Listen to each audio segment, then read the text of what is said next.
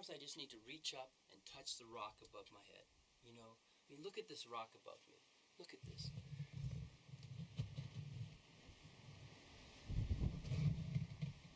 When you have discipline, you actually have freedom. Think about it. If you don't have discipline and you want something and you know that you shouldn't be walking down that road or spending that money for that six-pack, and you know it, that's disease.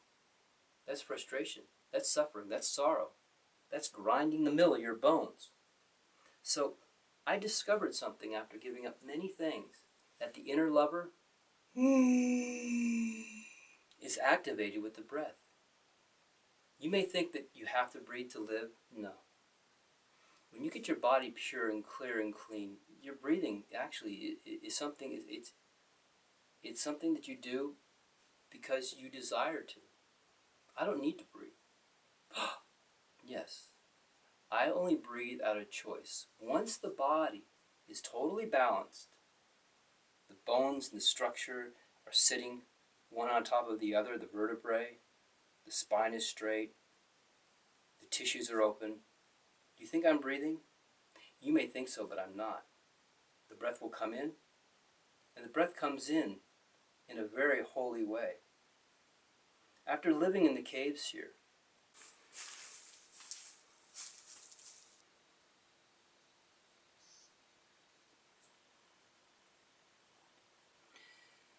you know, I wanted to share with you my depth of understanding of yoga after over 20 years of being on the yoga path, the deep, insightful inner awakening, that at 24, I became enlightened. I became awake.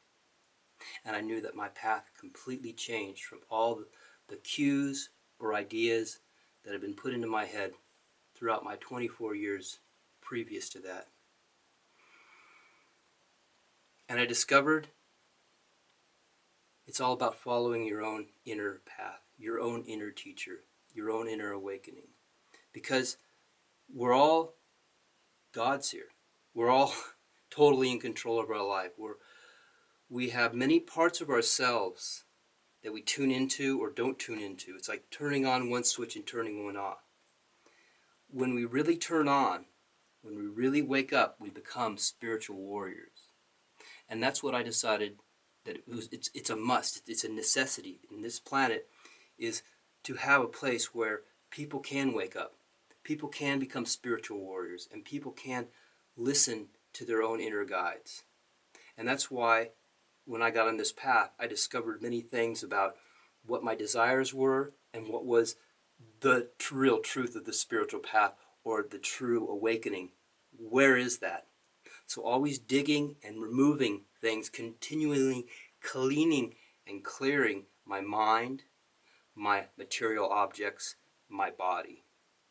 And that's why I've developed this program here at Yogaversity, at the Yoga Ashram. It's about getting off the wheel, getting off the road, getting back into understanding what is true necessity and what is desire and enjoyment. So I looked at the whole idea of food, consumption, eating, filling the belly, and I saw that that was a lie. It was a lie reinforced by the entire society. So I had to get out of the city, get out of places, and find places that would really nurture me, nurture my inner child, so that I can unvelop myself, open up like a flower, like opening up an envelope, and who knows, there might be $1 million check in there. Well, there is. That's when you really wake up and you find out that this body's a temple for the presence of God. And what is that God? Only you will know, because I know that God has been speaking to me and has awakened me and shown me that this is the only yoga posture to master. That's right, the brain can't get anything done without this, the hands. And how manipulative, how uncaring the hands can become toxic. They become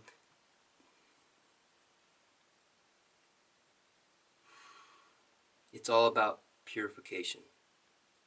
Because we can all get there. No matter what we've done in our lives, no matter how ill or sick or whatever, we still have that spark of God in us. We still have the desire to be enlightened, to be clear. And in this enlightenment process and program that I've been on for years, I am awake. I am clear. And I want to be around other people because I'm tired of being alone. I'm tired of hanging out with people that don't talk to me. I want to be around people that are really excited about life. That's why I created this Breatharian Research Center. That's right, getting off of eating food. The thing is, you don't have to stop eating food to be a breatharian. You just have to know what is a necessity. Know it by listening to what your body needs. Out in the world, we don't listen to what our body needs. There's too much promotion of eating other foodstuffs. So we eat whatever the tongue wants. Yoga is about refinement. Refining yourself till the union of yourself, your body, your mind, comes together as one. So this is my yoga path, my yoga posture of mastery now. I spend hours a day in connection, in prayer. A magnet has no worth if it doesn't have its opposite. And I myself, I'm almost 50 years old, have noticed that when I'm doing things, moving in the world, getting things done, I'm still separate. But in the full lotus posture, feet facing up, hands together, taking one breath, and looking deep inwardly to the inner fluidity, the fluids, how they move, you can actually become enlightened now, right now. But some people actually need to be shown. Some people actually need to have a space for that space of that flower to unfold. And that's why I believe that this Breatharian Research Center is very important and necessity to have a place where you can come and go to. Not have to have any money. But there does have to be a trade, an equal compensation for one's efforts and the place that we provide. So people will come for it. And I encourage everybody, all of my friends, to come here and experience why I never want to leave. I never want to leave the peace. It's so quiet here I can't even hear a car. There are no 7-Elevens. There are no things that cause us to be distracted. So I encourage anyone and everyone to reach out.